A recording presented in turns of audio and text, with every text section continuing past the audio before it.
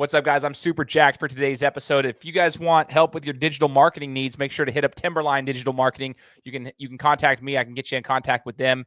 It's the sponsor of today's podcast. I also want to shout out Jordan Morehouse, who's my best friend who connected me with our guest today. He's a former professional basketball player, the guy joining the show. His name's Nick Fazekas. He played at the University of Nevada. He had quite the professional journey, and you're going to hear that, the ups and the downs, the business side of the NBA, playing overseas in Europe, coming back, and then going back over to play in the Philippines, and then ultimately ending his career, a long stint in Japan. Super, super cool story. Very unique with a lot of golden nuggets. So for all the basketball players out there, you're going to want to listen to this one.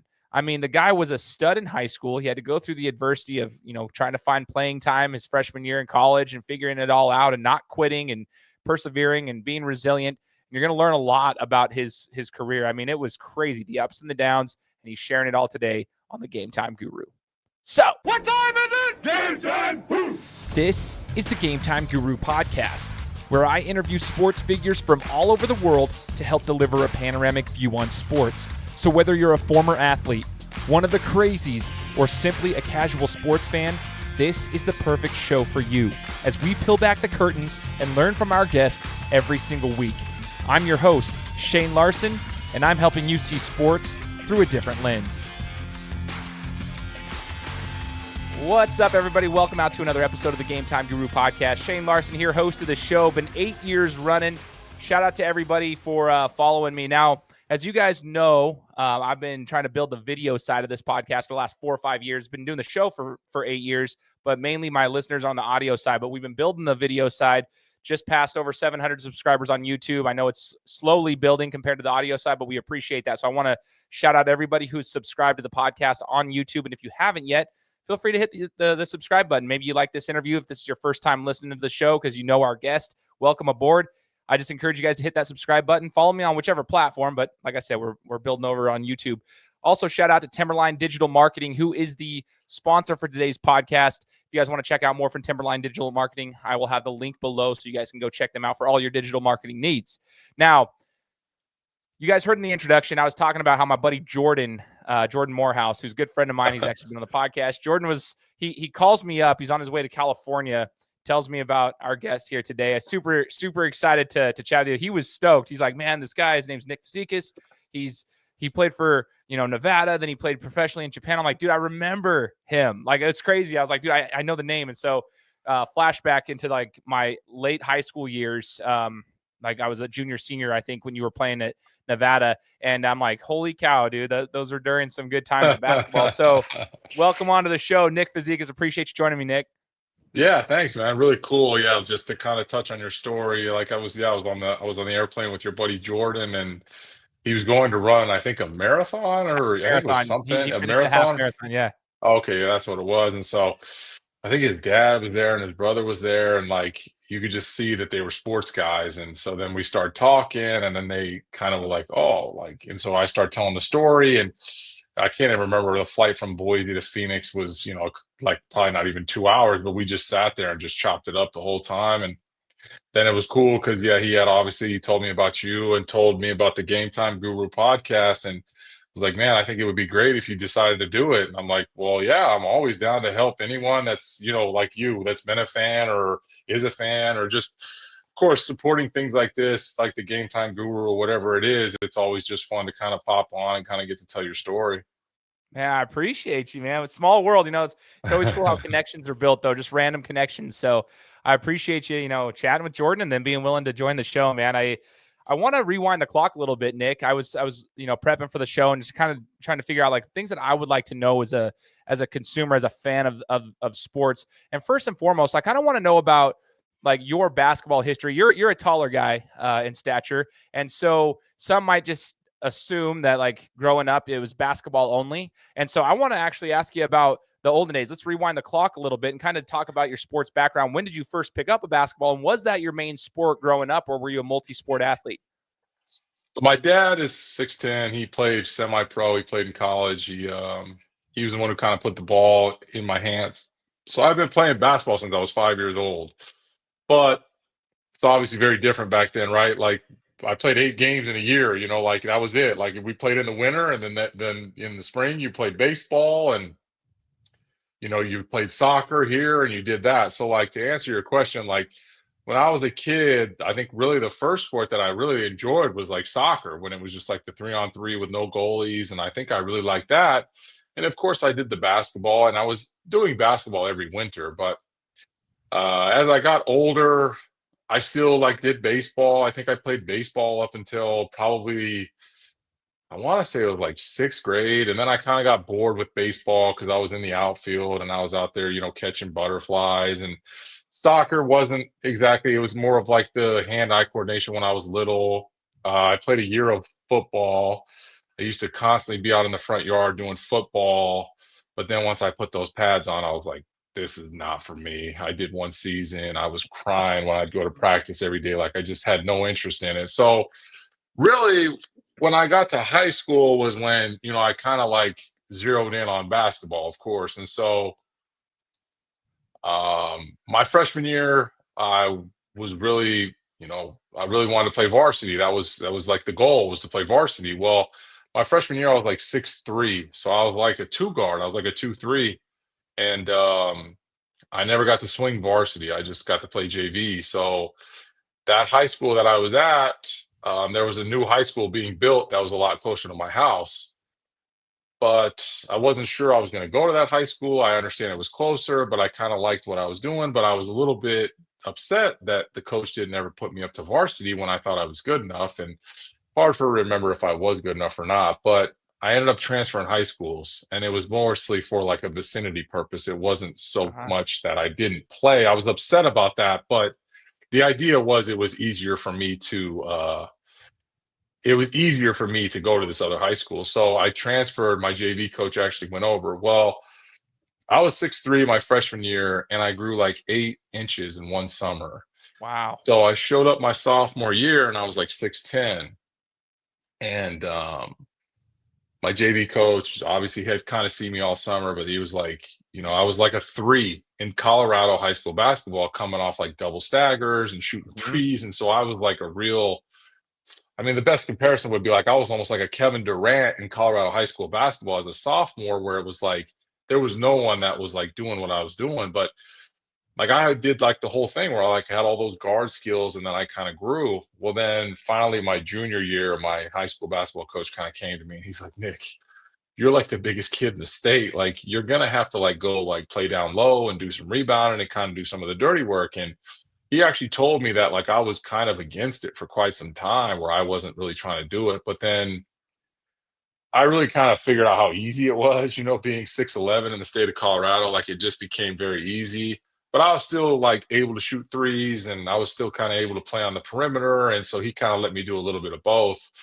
But that was just kind of the journey. Like, when I was in 6th grade, I wasn't even thought of as like even the best player on my team, and it just kind of was something that I loved. And I talk about this all the time with my kids and stuff. It's like, as a professional athlete or someone that makes it, like that has to come from within. Like kids and everyone, a lot of these parents I see, they think their kid's going to be the next star athlete, but it's like, it has to come from within. And, I was in the driveway every single day trying to get better. I was at the rec center playing 3-on-3. Like I was addicted to the game. I was addicted to getting better, and I always wanted to find a way to get better. That's so cool to me. A couple notes that I just took right there. 6'3" to 6'10"-ish, 6'11"-ish in a year. Reminds me of Anthony Davis. Anthony Davis talks about that too. He was 6'1", 6'2", and then he finally got to whatever he is, 6'10", 6'11", by the time he graduated high school. But he would the point of that is I was actually just talking to my wife about different post players that aren't natural posts. They were actually guards their whole lives, and that actually is a skill set to them. Like it's a skill that they can leverage, but it also, for like Anthony Davis, he's not comfortable with his back to the basket. He still isn't really that comfortable. And he's been in the NBA for years. He's a face-up guy. And so that's interesting. I would like to touch base on how long did it really take you? Because my buddy Jordan, who you actually met, he's about 6'4", 6'5", but like in Idaho, that's actually decent size. It's weird. We don't have a lot of big dudes. But he was a guard forever. But when we're playing City League right now, we're all like 36, 37 years old. But when we're playing City League ball, he's our post. And he's always been a guard because he's always he's just been able to facilitate. But because he grew a little bit taller in our eyes, he's not as comfortable with his back to the basket is what I'm saying. And so I was just curious, when you were transitioning to being more of a back to the basket kind of post moves, how long did it take you to really get your footwork down and feel like comfortable around the game? I mean, it probably took some time. Couple, big time memories for me was, some of the people who probably listening probably remember the Pump Brothers, which was like a big part of like the circuit back then. AAU wasn't as big as it obviously is now, but like the Pump Brothers. So I had went to the Pump camp and I was doing like jump hooks, and I was just like, and one of the Pump Brothers kind of pulled me to the side and he goes, "You can make a lot of money with that shot." And like that always like resonated me where it was like, I'm gonna figure this out then. Like if I need to do this is what I need to do. So I mean, was I like great with like my back to the basket? Probably not, because like I just never really do it. And like a lot of that stuff, like you're saying, it's like it takes balance and it takes a lot of that stuff where you're like banging into guys and banging into guys. And like I could do it, but it wasn't really like the specialty. It was more like a finesse, like, and you kind of have the better footwork when you're doing the guard stuff, right? So then you go down there and to be a big and you're playing in like a smaller box, which actually kind of makes life a little bit easier. So like I'm kind of the same way. Like I was never like a big back to the basket guy. And if I was, it was like one dribble and then I tried to get to like my jump hook. So I was a little bit like that AD type of guy where it was like, I loved watching Kevin Garnett. Kevin Garnett wasn't like a big guy that was like doing the back to the basket stuff as well. So I fell in love with the jump hook. And then when I went to college, it was just reps, it was just constant reps of trying to get that footwork, trying to get that 1-2 and trying to like shoot through like the phone booth, we used to call it. And really just trying to get as many reps as possible. And then you just kind of add, right? Like as you kind of like go into each and every season, you're trying to add like a counter move. And okay, well, I like my right-handed hook, and everyone in the country knows like I like my right-handed hook. Well, let me try to make a counter to this so that maybe I can go this direction and I can put my defender here so I can get back to this other side. So that was one thing that I think I really kind of learned from watching some of like the greats where they talked about like putting defenders in places that was going to make you successful so that it was like, I'm going to go this direction. So he goes there so I can get back to the move that I want to get to. And that was something that I think I got pretty good at, which was probably a pretty good reason why I was able to score me so many baskets throughout my whole career. Dude, no, it's awesome. It just reminds me of like I'm a boxer, so it's just interesting when you go, as coach always tells you, throw a 1-2, step back, and 2. Your 1-2 is just a setup for them to kind of lunge at you. You step back and you counter that with a 2. You're setting your punches up for counters sometimes. Sometimes you're not just trying to knock their head off. You're trying to like put them in a position to where you can counter them afterwards. So that sounds like that. That's actually a really good point. I might take that into my coaching career with my kids that I coach in the club circuit. So another thing, when you were at Nevada, number 22, that's another thing. I'm number 22. That was my number all through high school stuff. So it's funny to me, like just like looking back. They retired your jersey from what I remember, or at least your number, right? So you had a big career over at Nevada. And I want to ask you, Nick, going from high school ball where you had mentioned you're one of the bigger dudes, and they were having you. I mean, you're a good player. Like you're one of the best players in the state, if not the best, obviously. And then you go to college at Nevada, and I am curious what the biggest transition was for you. Did you notice any difference, like as far as like maybe you're not the biggest guy out there, or did you feel like you fit in perfectly fine from the second you stepped on the court? Oh boy. So yeah, just to like give you a little bit of it. Yeah, I was Mr. Colorado in the state of Colorado. So yes. And I showed up and I thought I was a Big 10 or a Big 12 player. So like I thought like going to like at the time Missouri had like Arthur Johnson and Kareem Rush and those kind of guys, and Quinn Snyder was the coach. And so I thought I really wanted to go to Missouri. And then not to mention the University of Arizona had like Miles Simon, Mike Bibby, Michael Dickerson. So I really thought that was going to be like a place that I could go.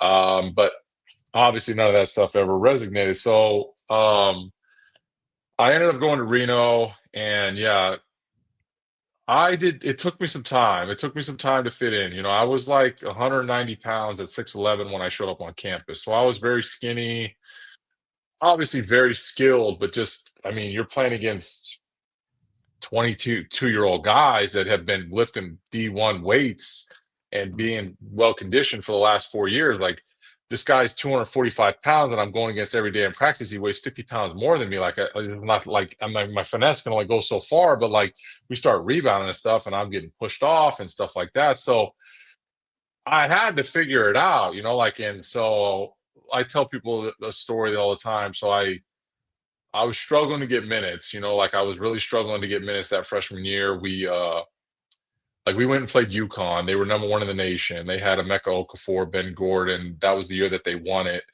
And I barely played, but like I was supposed to be like the guy that was like, oh, you're going to stretch the floor with Nick and we'll bring Emeka out and like it'll be good. But it just never really got any. I never really got very many minutes. And then that same year, my freshman year, Kansas came to Reno. We had a home. We did a 2-for-1. So they came to us and then we had to go to them the following 2 years.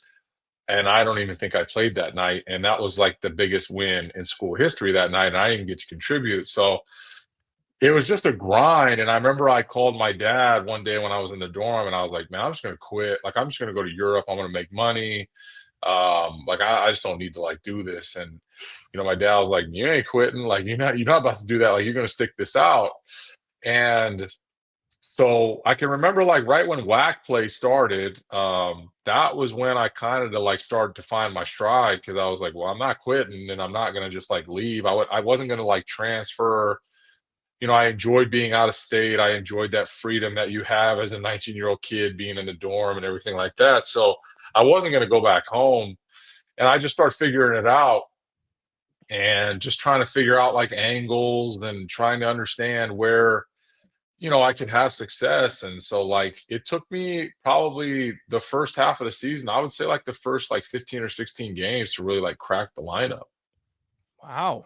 And that's coming from, Mr. Colorado, like the dude, the guy who was in high school was arguably the best player in the Sure. state of Colorado. And so I think that's an important lesson. I hope people who are listening to this, especially if you're a younger athlete, you take note of it because I think that happens a lot, and a lot of kids do quit, though, right, Nick? A lot of kids like they shut down.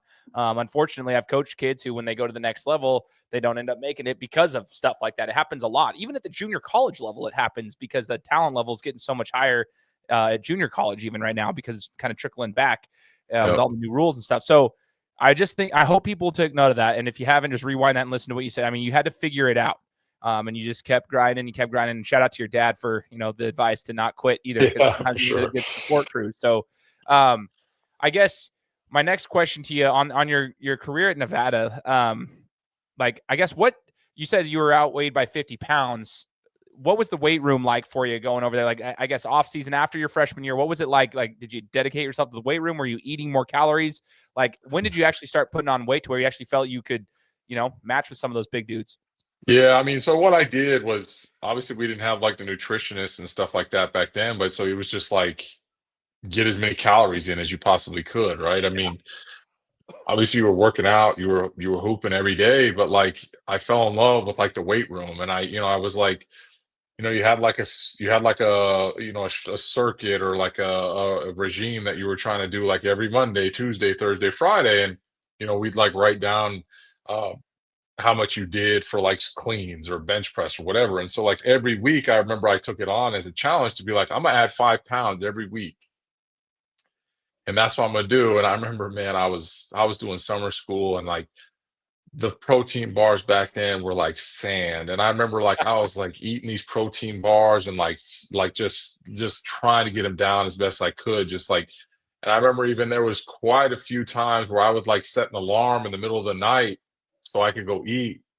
And so then I could go back to sleep and I could just kind of have those calories just like sitting in me because it was just hard for it to get anything to stick. I mean, I wish I had that same problem now, but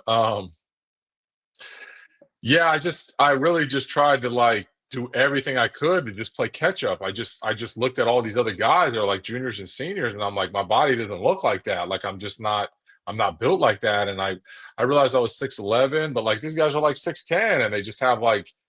And so I just dedicated as much as I could. And like I had said, like that was the key to figuring it out. Right. And so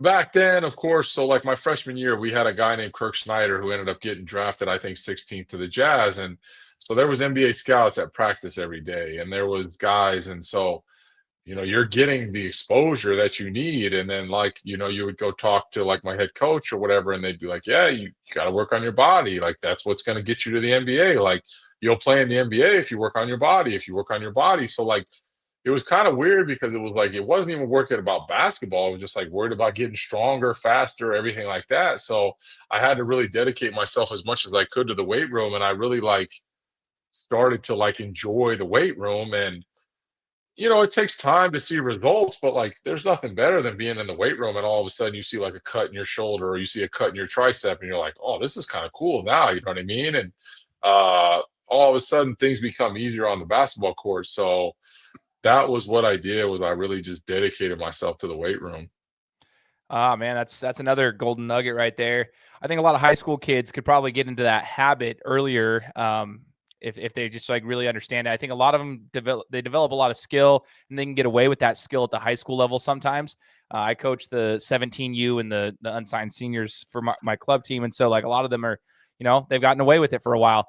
But it's interesting, like you said, Nick, I think when they start hitting the weight room and they start realizing like, oh, when I go up for a layup and we collide in the air, they're the ones bouncing off of me and I can actually finish through contact. Like the little things like that, or when I grab a rebound and I rip it down, they're not able to knock it out of my hands when it's on the way down. In fact, it almost breaks their hand on the way down because they're trying to knock it out. It's little things like that. So I appreciate you saying that because I think it's a very important point for younger athletes. Just dedicate yourselves to the weight room. It doesn't matter how big you are. You're a big dude. You still need to do it. So for sure.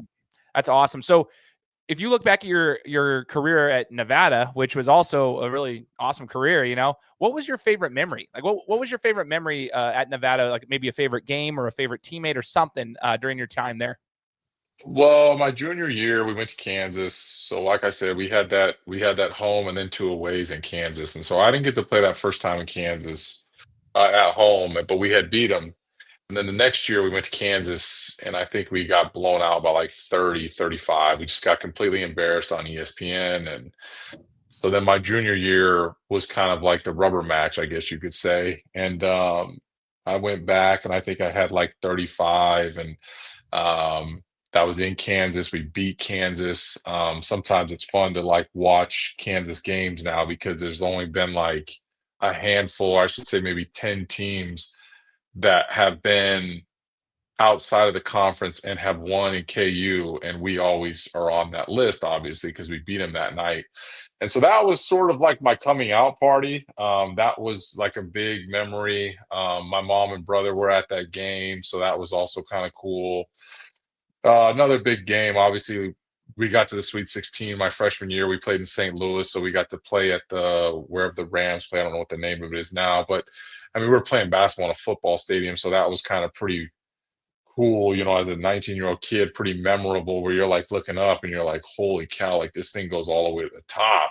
And like it's full when you show up, you know what I mean? So, I was fortunate enough to play in 4 NCAA tournaments, so that was always fun because like, as you get older and you play professionally and you get with all these other guys and your teammates, whether it's in Europe or NBA or whoever, and like some of these guys you might, you remember their names or whatever, but you're like, oh, like how many tournaments did you go to? And it's like, oh, I went to one, or it was like, well, I went every single year. Like I got to play in the NCAA tournament every year because I remember my freshman year, I called my dad and I made him go to St. Louis in the Sweet 16 because I had told him, I was like, I don't know if I'm ever going to play an NCAA tournament again. And then we ended up going the next 3 years. But yeah, I mean, it was just, college was so much fun. I mean, going to Nevada was, I tell people, is the best decision of my life to go to the University of Nevada.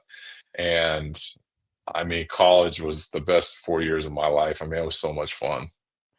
Oh, that's super cool, man. You had some really good experiences.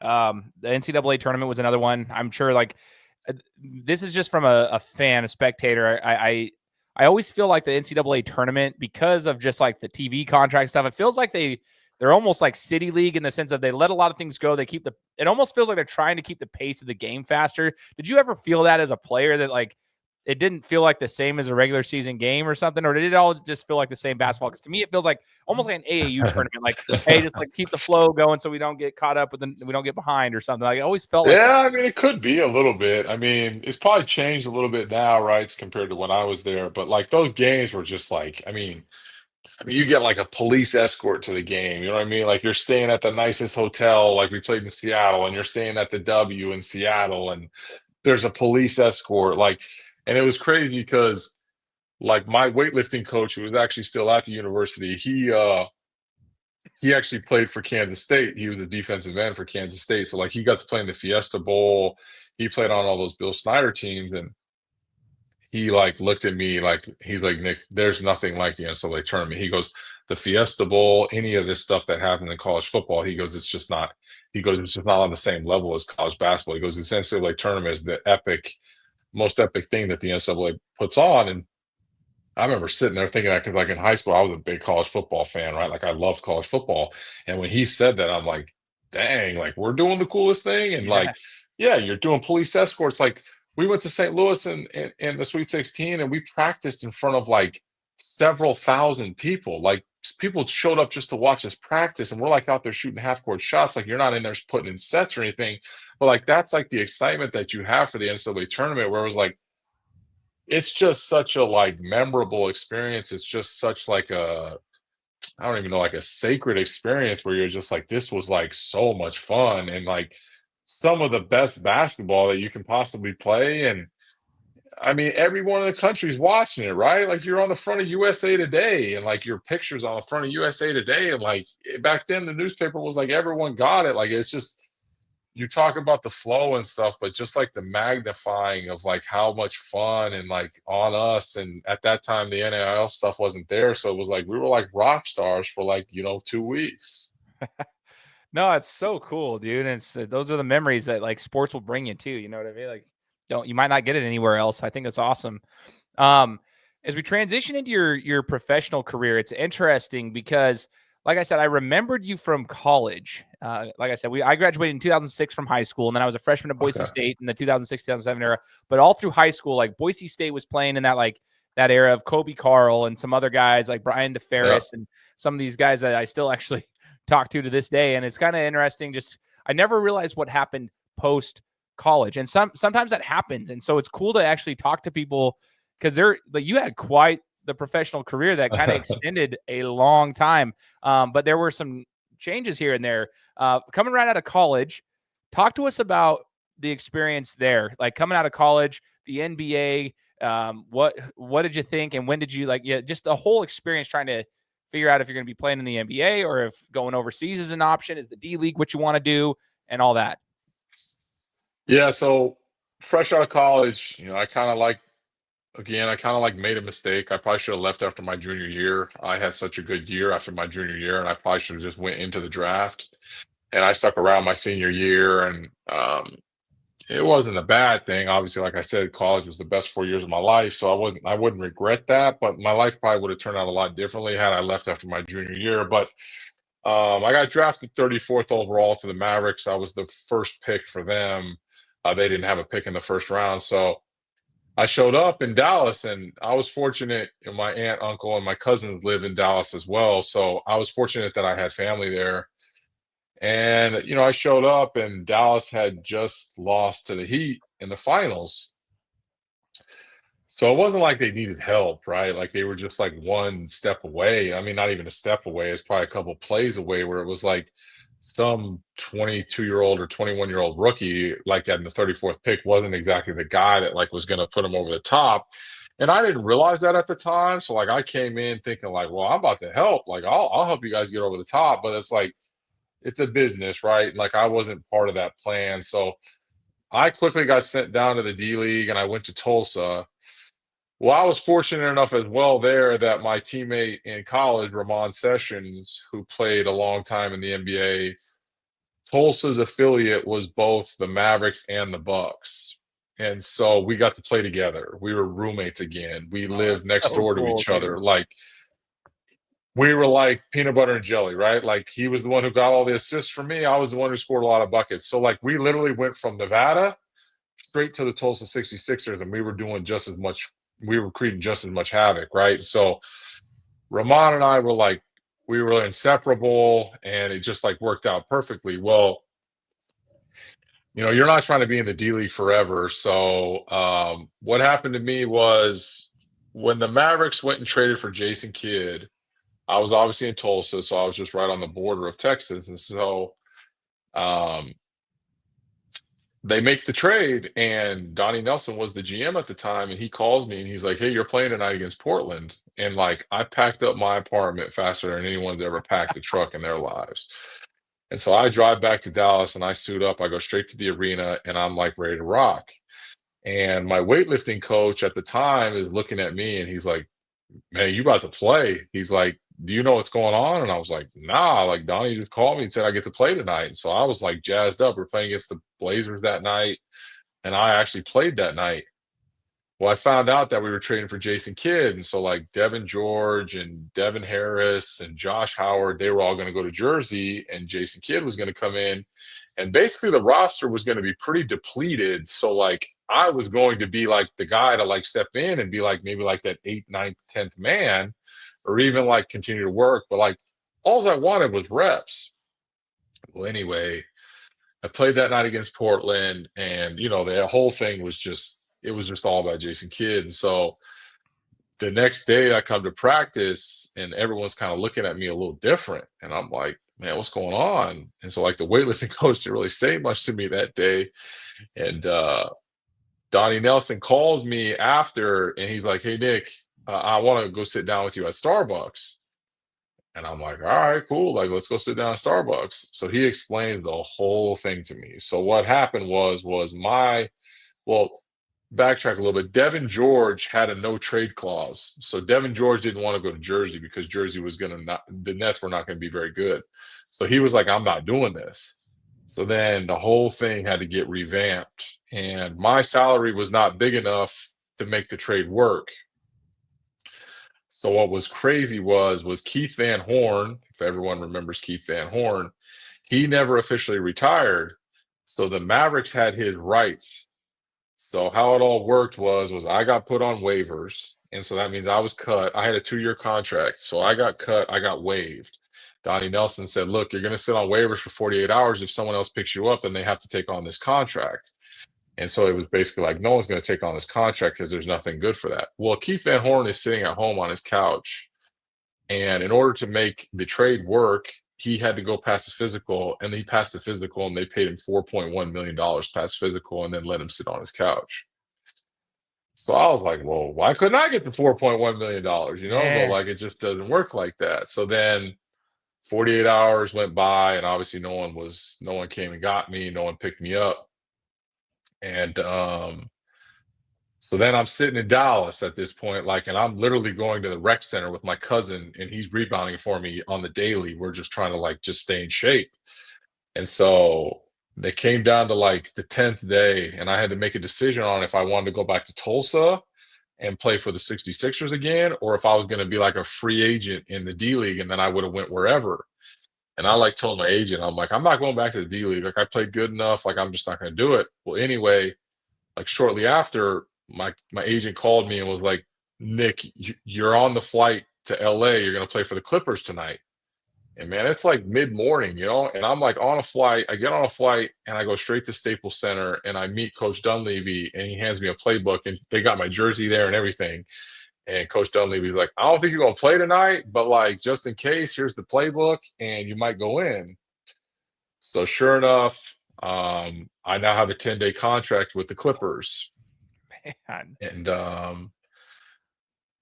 like a lot of people that may not understand the NBA as it gets later on in the year, but like what starts to happen is like teams that aren't very good and are looking towards the future, they start signing like multiple guys over time, just a 10-day contract, 10-day contract. Cause it's kind of like a tryout period to see like, oh, is this guy good? What's his work ethic like? What's he like in the locker room? Da, da, da, da. Well, I didn't play a whole lot in those first 10 days, but like I was practicing and like thought that I was okay. Well, I became pretty good friends with Chris Kaman, who was on the team at the time, and Chris Kaman was the starting center, but he wasn't playing. Like, that's why I was in LA, because there was a lot of injuries. Like, Elton Brand wasn't playing, Chris Kaman wasn't playing, so we were really thin. So my agent called me up, and like I was over at Chris Kaman's house like every day. Like, we were playing video games together, this and that. And so Chris had hurt his back, and funny story that probably a lot of people would appreciate and love. Chris came and hurt his back playing ping pong in his living room. He was playing ping pong for like 8 hours. He had like a net, and he would hit the ball back and forth to try to get better at ping pong. And he did it for like 8 hours, and he like tweaked his back. And Chris was a great dude, funny dude. But so my agent calls me up and is like, I don't think they're going to bring you back. And I'm like, well, Chris's back is still messed up. I know Chris because I'm over there every day, and he tells me exactly what happens. So sure enough, the GM comes to me and he's like, Nick, we're going to bring you back. And my agent was wrong. So then that second 10-day, I actually started playing. So like I went to the Washington Wizards and had like 13 rebounds. I played against Sacramento and I had like 20 plus points. And like I'm rolling at this point. Like I'm in the rotation. I had to guard Dwight Howard one night, like just like a lot of different things where I'm like, I'm in the rotation. So really cool story. We were on the bus to go play the Warriors, and it was going to be my last day of my second 10-day. And Chris is on the bus, and he's sitting in front of me, and he turns around, and he looks at me, and he goes, Brooke, he goes, I really like having you around. And he goes, I'm about to tell the organization that my back still hurts. And Chris was 100% healthy at this point. He goes, but I want you to stick around. He's like, I'm going to tell them my back hurts, and I'm going to tell them that they need to keep you for the rest of the season. And man, I looked at Chris Kane. I nearly kissed this dude, man. Like, I was so happy, right? Like, I was like, dude, this is the coolest thing in the world that a guy would do this. And so after your second 10-day, you have to get signed for the rest of the season. So my agent again called me up, man, I think they're going a different direction. And I'm like, yeah, okay, whatever. Like, I know what's going on a day-to-day basis. So sure enough, Chris didn't play that night. And the GM comes and he's like, Nick, we're going to keep you for the rest of the year. And so I watched like 3 or 4 guys come and go, like I was saying, on 10-day contracts. And so after that Clippers stint, like after the season, I mean, I even started the last game of the year.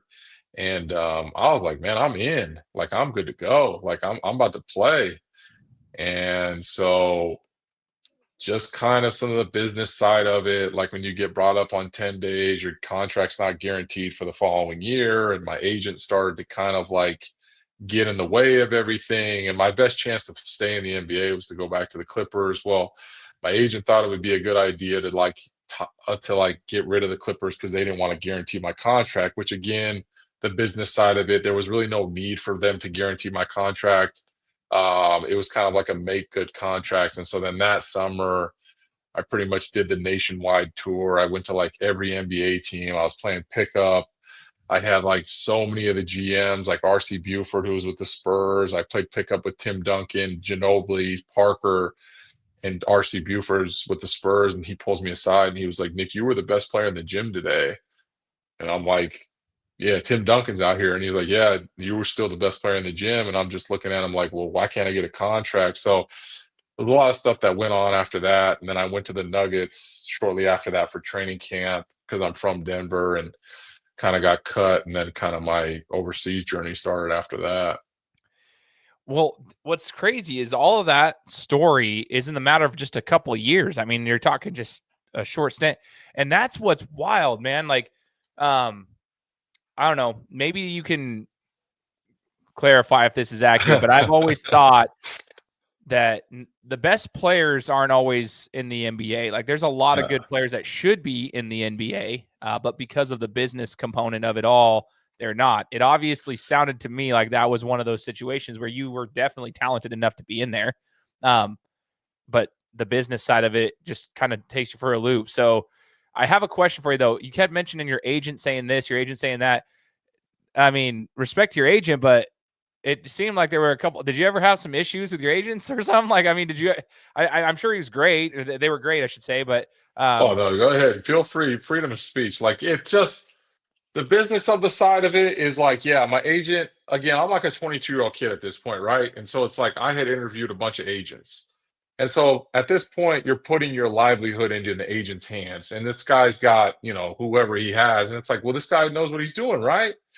But like I was 22 years old. I didn't really understand the whole business of it. And I just didn't understand to like put my foot down. And like my mom and dad like tried to help me. But my mom and dad also were kind of like, Nick, like, we don't know how to navigate this life either. So like we don't want to steer you in the wrong way, right? Because like when you start getting to that point where it's like you're going to the NBA and like you're right on the cusp, it's like a lot of people kind of get nervous to like tell you what to do and what not to do because it's almost like one little like wrong move could like maybe not have you in the NBA anymore, right? Sure. And so Yep.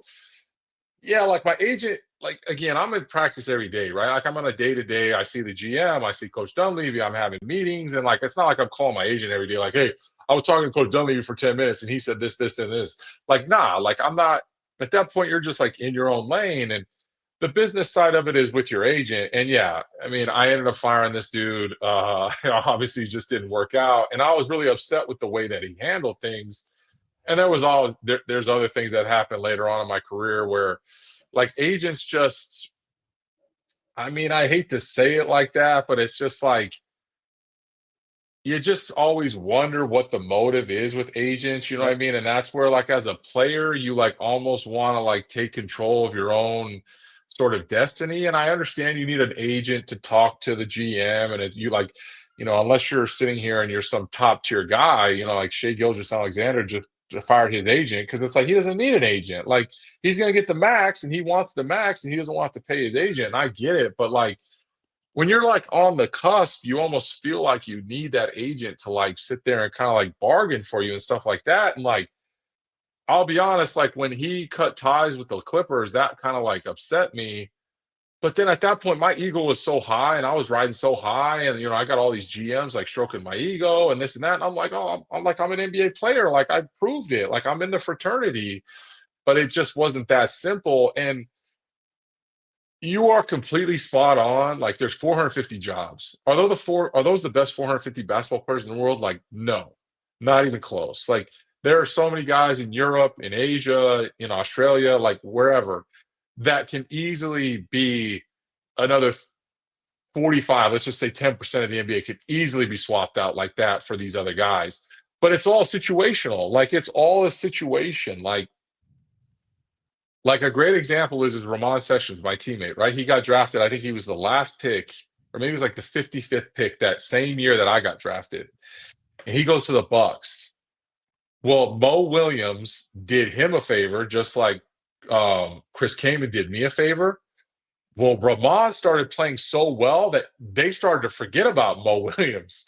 And then he goes out and has like, I forgot what it was. He had like 19 assists and he was going against Iverson that night. And then that was just it. Like it was the situation where it was like my situation in Dallas was horrible. Like, was it great to like go back to the gym and learn from Dirk Nowitzki? Great. But how many minutes are at the 4 spot when Dirk Nowitzki's playing? Like he's going to play 40 minutes a night. There's 8 minutes for me. Like, what am I going to get accomplished in 8 minutes? And that's even if they want to like even play me. And so much of it's like situational and like you need guys to go down or you just like you need opportunity because it was like when I got opportunity, I proved it, but then that opportunity got taken away. So now all of a sudden it's like you're not in like the limelight anymore and that opportunity is not there. So you don't get your chance. Yeah, dude, that's crazy. And it makes total sense, though. And the unfortunate reality is they're paying a lot of players, like big players, a lot of money. And like, unfortunately, like sometimes they got to put those guys in, whether they're the best players or not, because that's the money that's being driven out of the owner's pockets. It is a business. I think we hear it a lot as sports fans. Oh, it's a business. It's a business. But then hearing it from somebody who's been in the business and other people that have been on the show that have been in the business, you start to learn what that actually means. And it's unfortunate. But you had a pretty successful career overseas. And so that's where I want to talk about. Like, I love like learning about overseas basketball because there are some amazing players overseas and some really high quality basketball. Yeah, sure. There's others. And I think unfortunately some people highlight the bad parts of overseas basketball. Like, LaMelo Ball goes over there with LiAngelo and plays in Lithuania. And it was that league was atrocious. It looked like a high school junior varsity gym, it was just, and it's like, oh, that's overseas basketball. I'm like, no, there's some really good talent over there. Sure. They're just not showing the right stuff. So talk to me about your overseas, like the transition overseas. And did you feel like, I know, so like, let me give you an example. When I talked to Kobe Carl, for example, Kobe Carl said that when he went overseas, he expected to just go there for a year, dominate, and then come back over to the NBA. And it didn't happen that way. He actually said it was a very hard transition for him. He wasn't the best player on the court. He wasn't killing it like he thought he was going to do. It was just a harder transition with the style of basketball. So I'm curious on your side, like, what were your expectations going there? Was it a long-term play? And then, like, how was it? Like, what did you think about your overseas stint? Yeah, it's probably very similar to Kobe. I mean, yeah, you show up, and again, I went to camp with the Nuggets. I had just got through going to camp with Kenyon Martin, Carmelo Anthony, Allen Iverson, J.R. Smith. And like I was playing scrimmages with these guys and I'm scoring like easily. And like Kenyon Martin like had looked at me and he's like, dude, like you have a shot that's completely unstoppable with like the floater that I used to shoot. And I'm like, yeah, dude, like I'm not supposed to be like even like searching for a job. Like I'm supposed to be on a multi-year, you know what I mean? Like I know I'm good enough. Well, what happened was after I got cut by the Nuggets, Rex Chapman was the GM and he was like, hey Nick, so this is what's gonna happen. He's like, you're probably gonna go to Europe. And he suggested that I take like either a family member, a girlfriend, or like a friend with me. So it was cool because my best friend was a year younger than me at Nevada. So that year had gone by and he wasn't really doing anything. So I was like, yo, Dave, like I'm gonna get a job in Belgium. So my first job was in Belgium. And I was like, Dave, will you go with me? And he's like, yeah, of course, dude. Like, let's go. So we show up in Belgium and yeah, I was probably like, I thought this was going to be easy. I just didn't think it was like, I was like, I'll be cool. Like, I'll just go over here and do what I was doing in college. Like, it'll just be easy. I'll get the ball every time and this and that. Well, I also went over there like pretty out of shape because I was so upset that I wasn't in the NBA. And I very much had like that, like, I don't know, that attitude where I was like, I don't need to be here. I don't belong here. I don't want to be here. I remember like even trying to dunk the ball in a game and I was like too overweight to do it. And I was just so out of shape that I was just pissed. And so my first stint in Belgium was not great. I thought I had broke my thumb and I had heard a bunch of like horror stories about like Europe, how like the doctors will lie about like players being hurt and stuff like that. So my thumb had hurt probably worse than it ever hurt in my whole career. And I show up to the game the next day and the GM was like, well, let's just tape it up. Like, we'll just tape it up. You'll figure it out. Like if we need you, if not. And I was like, no, I'm not playing tonight. Like, I'm just not going to do it. So then the next day after the game, I show up to practice and the GM pulls me aside and he goes, we're going to send you home. And I went home to my buddy Dave and I like gave him a hug and I was like, we're going home. And like, I was so excited because I was like, I don't belong here. Like, I'm not supposed to be here. And that was literally like a couple months. And so then, I mean, we're looking at like, you had to have been like October, right? And so, or maybe like November or something like that. And so then my agent was like, all right, well, let's just get your thumb right and then we'll like go back. And I'm kind of like, go back? Like, what are we going back for? But like, you know what I mean? And so then in February, I went to a team in France, Villeurbanne, which is one in Lyon, and I was a replacement. I was a medical replacement for a guy who was hurt, and we didn't lose a single game. And so I'm like, and I'm playing well and everything like that, and I'm like, oh, I'm probably gonna stay. And they were like, nah, we're bringing this other dude back. You're going home. And so I went home, and then after that, what was happening was like I had played well enough there, and like the Washington Wizards and my agent had like a pretty good relationship. So now it's like back to NBA mode, right? And it's like Yeah. get back to the NBA. And so I played summer league with the Celtics that year, and I was first team all summer league in Orlando. I shot like 40 some odd percent from three. I was just like a beast. And I'm like, oh, cool. Like, I'm with the Celtics. Like, and they literally told this other guy who barely played, they're like, yeah, we're going to bring him to camp. They're like, thanks, Nick. And I'm like, how are you going to bring this guy to camp and you're not going to bring me to camp? And like, I just got first team all summer league and like this and that. And like, I was like, that was probably some of the best basketball I was playing in my life. But like at that point, it was just like, you're gone. Like, and I just like, and so then I signed another deal in France and I go to Dijon, France. And just to kind of sum it up, the GM was stealing money from the team. So I was not getting paid on time. So like my check was being like a week late, and then it was 2 weeks late, and then it was 3 weeks late, and finally got to 4 weeks late. And the guy's like, yeah, we're gonna pay you on time next month. And I'm like, you ain't paying no one on time. Like, we're a month behind, dude. Like, I'm missing a whole entire month.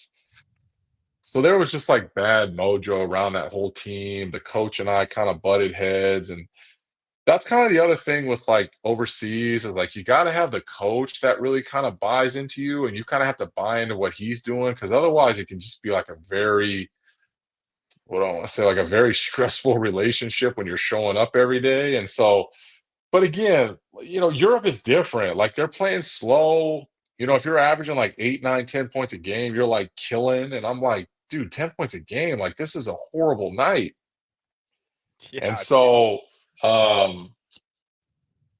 the transition to Europe was tough. Like it was hard. It was something that I never liked. I took a college trip to Italy with the college team, and like I thought Italy was the coolest place in the world. And I'm like, oh yeah, Europe's not that bad. And then when I started doing this, I was like, I hate Europe. I'm never coming back here.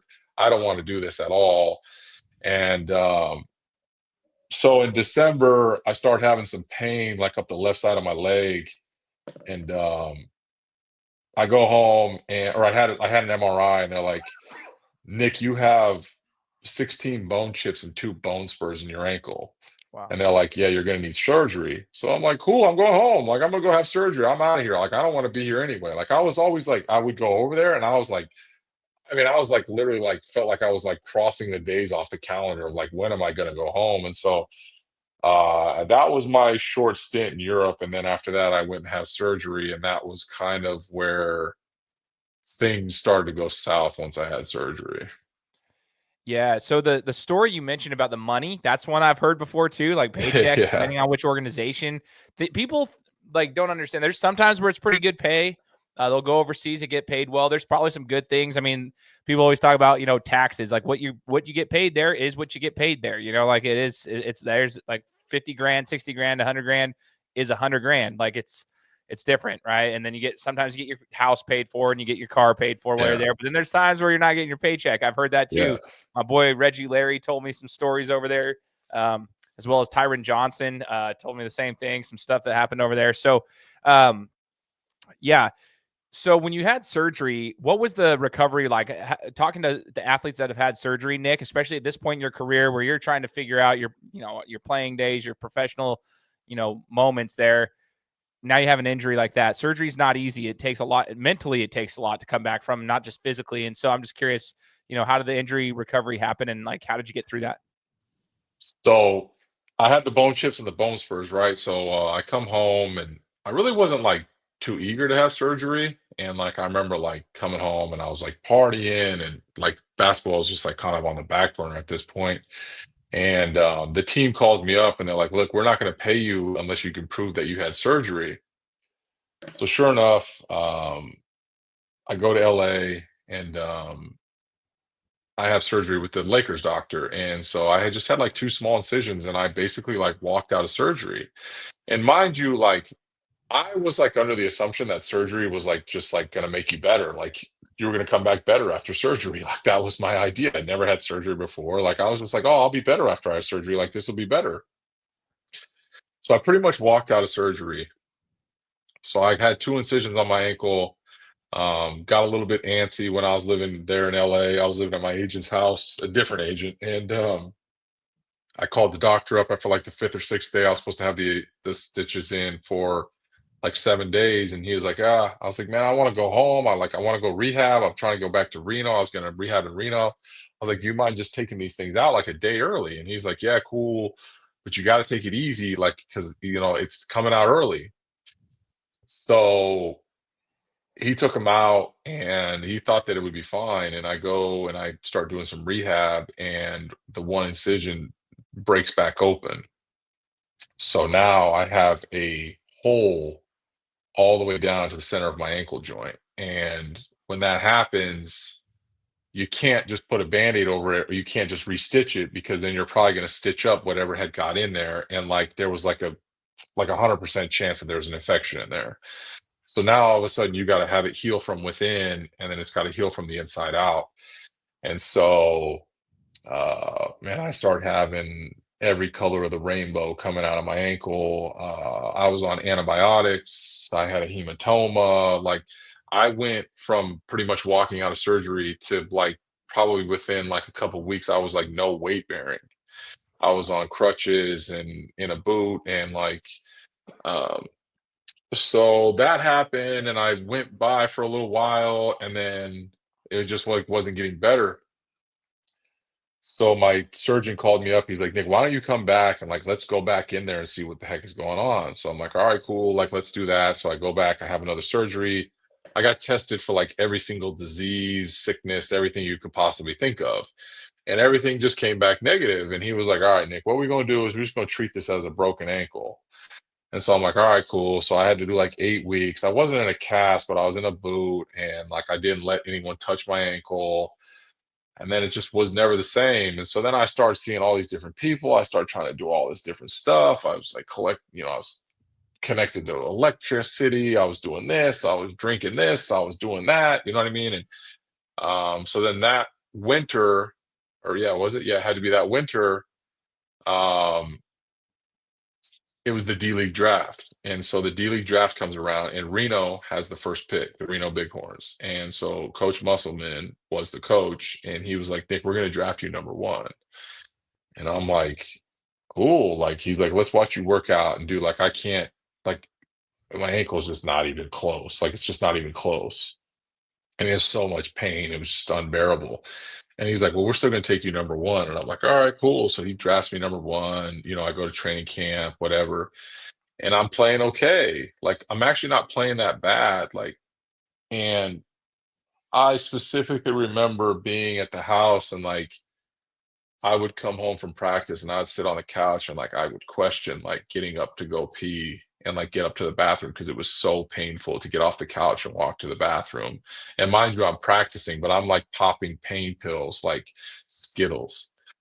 And so I played like 3 months with as much pain as I'd ever been in my whole life. And I finally we go down to Bakersfield and we play in the D League. And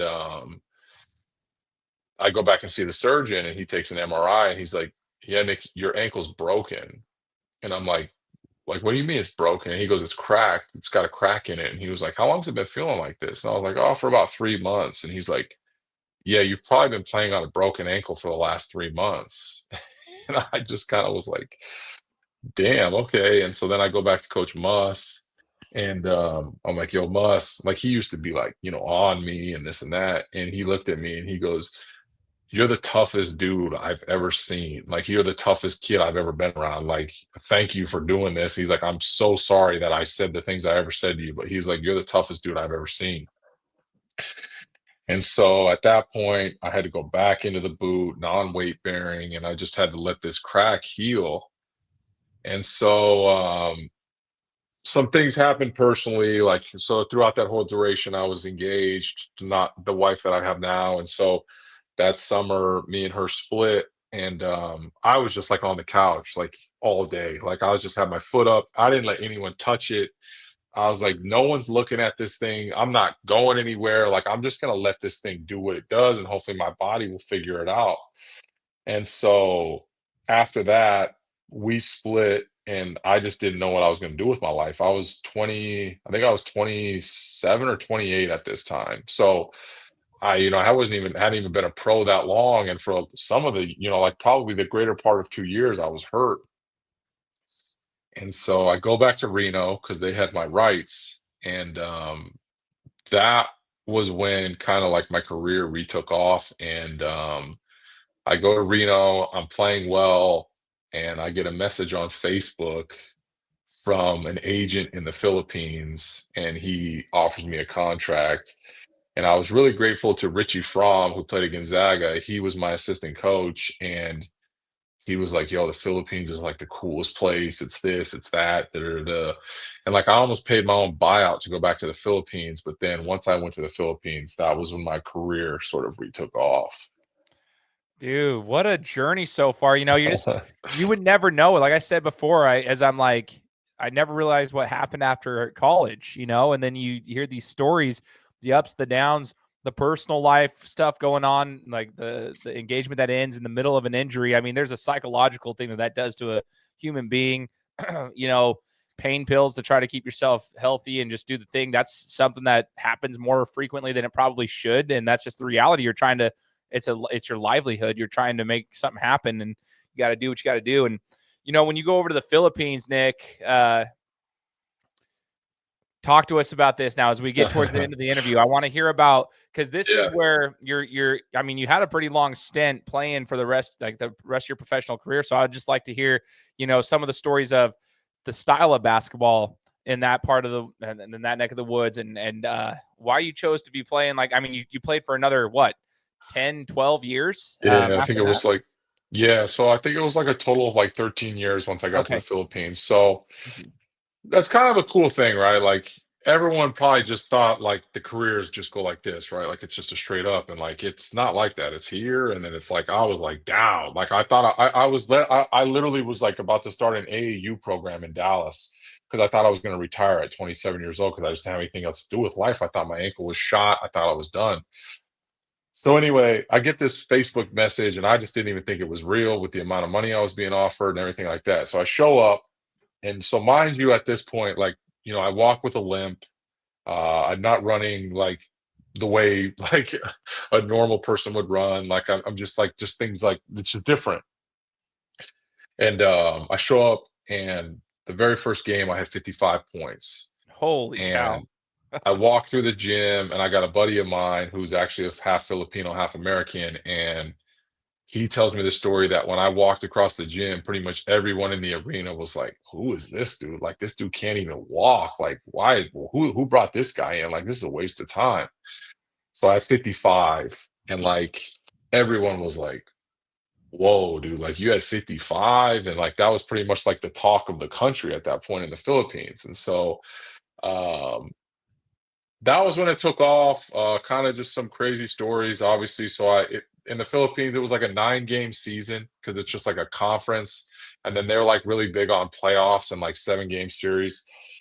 So I was averaging like 33 points and like 19 rebounds. I was leading the league in both points and rebounds, just a complete force. And after 7 games, the GM comes to my house or in my apartment, and he looks at me and he goes, "Yeah, Nick, so we're gonna have to let you go," because we were 4-3. And I'll never forget, I called my dad and I was like, "Dad, the GM just came in here and he just cut me." And my dad was like, "What? Like, how can they cut you? You're like, your numbers are out of this world." Like, no one was even close, right? And he was like, "Well, the locals aren't responding to you, so we're gonna have to bring someone else in." And I'm like, "Well, that's not my problem." But so that's what ended up happening. So I got cut, and um there was an American coach that was in a different league that was in the Philippines, so I still would have got to live in Manila. And he was like, "Nick, why don't you come over here? Like, we can win the championship with you." Da, da, da, da. But like, it was a little bit of like a lower level league, and it's not really a league that you would go to like when you're trying to like make a new name. It's more of like a league where you kind of like go to like die. And so um, I come home for like a week, and sure enough, they upped the money like quite a bit. And I'm like, "All right, cool, I'll come back." So I go back. I literally flew home from the Philippines. It was a long flight. I stayed at home for like a week, and then I flew right back. And again, like I love the Philippines. Like that place was awesome. Basketball is like the mecca over there. Like we were playing in front of like 15,000 people. I mean, you're walking around. You got a driver.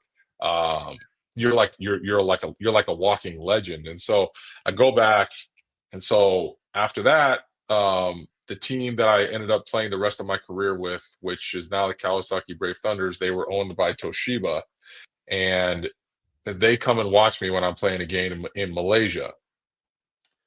So again, Richie Fromm kind of had a Gonzaga connection with a guy named Corey Violet who played for this team, and so it all kind of worked out to where Corey was like done, and they were like, "Oh yeah, Nick's good," and the translator over there kind of knew who I was, and so they ended up making a decision. They brought me in. And so I go and I show up, and probably like the first week I was in Tokyo playing for this team, I was like, "This is where I belong. Like, this is where I can do some damage."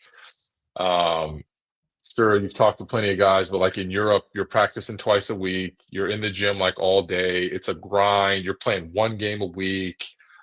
It feels like when you lose, it just feels like the week takes an eternity. Well, in Japan, there's no two-a-days. Training camp doesn't even involve two-a-days. I mean, we were practicing probably like 90 minutes a day. I'm living 25 minutes outside of Tokyo. You know what I mean? Like I'm going down the street to eat Shake Shack. Like the adjustment was so easy. I'm like living in Tokyo, right? Like who doesn't want to live in Tokyo? And so I pretty much fell in love with the place like really quickly. And so I started to try to learn the language and I really started to buy in and I started to like really enjoy the culture. And so yeah, I played 12 years for the same team. I have my jersey retired over there. Um like yeah, I pretty much like not to like yeah, not to like, stroke my own ego or anything, but like Japanese basketball was nothing before I had kind of got there. And so I played like 4 or 5 years. When I first got there, I tell people it was like a glorified men's league. It was literally like playing in front of like 500 people. We were getting good money, but like no one cared. There was no media. Like you could go walk down the street, no one cared who you were. Like you could take local trains, no one would care who you were. Like it just wasn't, it just basketball, just no one cared. And so after like, I want to say it was like probably like 6 years or something like that. Like I was the dude, right? Like I was just dominating. And so the JBA, which is the Japanese Basketball Association, comes to me and they go, "Hey, Nick, would you be willing to get a passport? And then we want you to play in the Olympics in 2020." And so I'm like, go back to my wife and I'm like, "Yo, are you cool if we do this? Like, it's going to take some time. I'm going to have to give up some time in the summer." At this point, my wife and I are trying to start a family and like stuff like that. So, like, obviously, summertime is very sacred for overseas hoopers. And sure enough, I go through the process. I learn the language. I'm grinding the language, just everything. Like, that was like the biggest stipulation to get the passport. Well, I get the passport and, my very first game, we play against Australia, and they were like eighth in the world at that time, and they come to Japan, and I think I had like 28 and 14 that night against Australia. Like they had NBA guys on the other side, and Mike, mind you, when I ran into an NBA guy when I was like in my late 20s or early 30s, like you had a target on your chest whether you knew it or Yeah. not. Like I was there to prove a point to be like, I belonged. Like this whole time I belonged, and I just didn't get a fair shake. So like Thon Maker was over there, Matthew Dellavedova was over there, and we beat him. So it was far and away the biggest win in Japanese basketball history. So Rui Hachimura was on the team, but he was still at Gonzaga, and we had some other Japanese guys and this and that. Well, we had to beat Australia and we had to beat Chinese Taipei, which is Taiwan, in Taiwan. And dude, like they weren't beating anybody. Like that was why they came to me. Like they couldn't beat anybody. And like I would talk to my Japanese teammates and they'd like I'd ask them and I'd watch the games because I was invested. I knew the Japanese players. Like I was fully invested. And they're like, "Oh yeah, we're gonna lose by 20 tonight. Oh, we're gonna get smacked tonight." Like da da da da. And like I'm like, how do you guys have like this mindset? Like I just don't understand this. And so like when I showed up against Australia, and I like walked in the locker room like we're winning this game tonight. And I think everyone in the whole locker room, including the coach, looked at me like, "We ain't winning this game tonight." And I was like, "Okay." So we beat Australia, and then we go to Taiwan, and we couldn't lose that game in order to get to the next stage of qualifying for the World Cup. And like Japan hasn't qualified for the World Cup in like I'm not say ever, but I think there was one other time in the history of Japanese basketball that they qualified for the World Cup without being the host country. So we show up to Taiwan and dude, I'm like, there's no way this is gonna happen on my watch. And I think I had like I forgot, it was like 35 and 20 that night. And like people in the crowd were like Americans. Like one guy like wrote me a message and was like, "I'd never seen anyone dominate a basketball game like you, and you can't even jump over a credit card." And like I'm kind of like laughing or whatever. So like we went on and we won. I think we won 8 national team games in a row and got qualified for the World Cup. So that was huge for the Oh country, yeah. right? Like now all of a sudden, like for all you listeners, like what you don't understand about like international sports or like international, like whether it's soccer or basketball or even like gymnastics, right? Like the way that the sport grows the fastest is when that country does well at the world stage, right? Like USA basketball is USA basketball because they win a gold medal every year and they try, we haven't had as much success, but like that's what it is. Like you win gold medals, you play well in the World Cup, and now all of a sudden the younger generation is looking at it and they're like, I want to do that. Now it's okay if the league is cool, but it's not the same when you get to that international level, right? So we get to the World Cup and we're in the same group as Czech Republic, Turkey, and USA. And at this point, like it's house money, right? And like it's just like we got to the World Cup. Well, we played the World Cup, we didn't win a single game. But now for anyone that understands Japanese basketball, like, dude, this thing has blown up. Like they care about basketball, like the salaries are there, like it's a big time deal. Like starting next year, every single team is going to be required to have a 10,000 seat arena. And like when I first showed up there, you're playing in front of like 500 people.